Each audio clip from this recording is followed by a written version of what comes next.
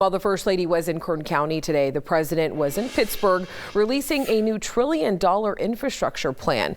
His proposal calls for huge building projects around the country that his administration says would create thousands, if not millions, of jobs. ABC's Mary Alice Parks has more on the next steps and political reality for Biden's plan. President Biden says America's communities are in desperate need of repair. So with sweeping language, he is now pitching a massive and ambitious investment in the nation's infrastructure.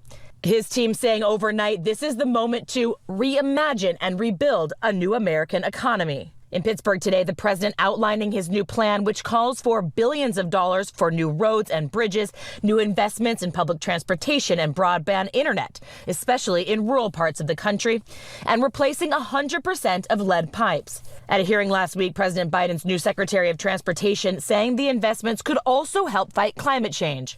Every dollar we spend rebuilding from a climate-driven disaster is a dollar we could have spent building a more competitive, modern and resilient transportation system that produces significantly lower emissions. On Capitol Hill, the conversation already underway on how to pay for it all.